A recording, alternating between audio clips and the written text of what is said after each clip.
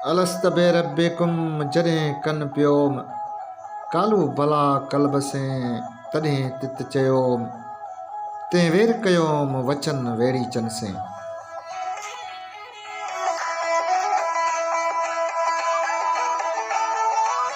छा नया मां अवां जो रब जॾहिं उहे सुखन मुंहिंजे कननि ते पिया तॾहिं मूं दिलो जान सां उते चयो त हाओ उन महिल मूं झांगियुनि ऐं पंहिंजनि माइटनि सां सचाई जो वाइदो कयो हो।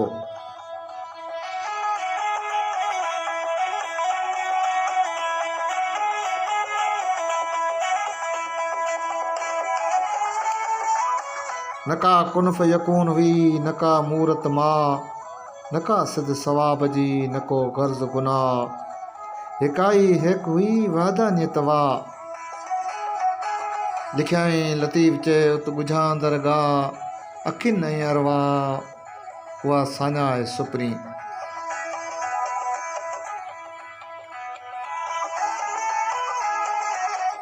अञा धणी काइनात खे रचण जो अमर ई न कयो हो। चंड जी तस्वीर ई न हुई अञा चंड ई पैदा न थियो हो। न का कंहिंखे नेकी जी ख़बर हुई न वरी कंहिंजो गुनाह सां वास्तो हो।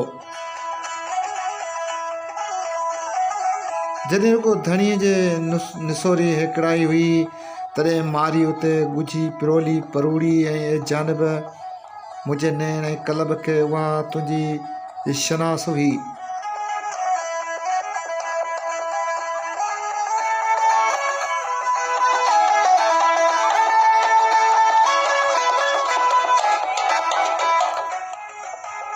न को एर न भेर न को ओठी आयो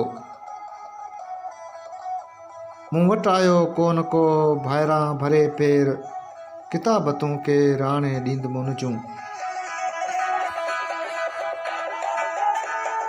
न को समा आणींदड़ न को पांधी न वरी को ओठी उठ ते नियापो आणींदड़ थी आयो आहे।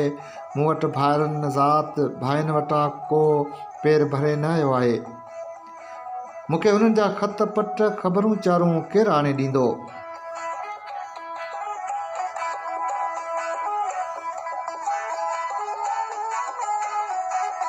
अलाह अलॻ लतीफ़ चए लाइम तूं अवेर कोठियुनि घारे केर महले मुझे मुहियूं। ए ओठी तूं हिकु ए ओठी तूं को हींअर हिते हिते जो मलीर जो ॻोठाई आणी त कोठनि जा घस जे बदबू हाणा आहिनि से जेकर ख़ुशबूदार थी पवनि। अच त तुंहिंजा पेरनि जी तूं पाएर थर में घुमाया आहिनि से नेणनि सां उगी साफ़ करियां। ख़ुदा जे वास्ते तूं का देरि न लॻाए हिते कोठियुनि में केरु रहंदी महलनि में मुंहिंजो हाउ मुझी पियो आहे।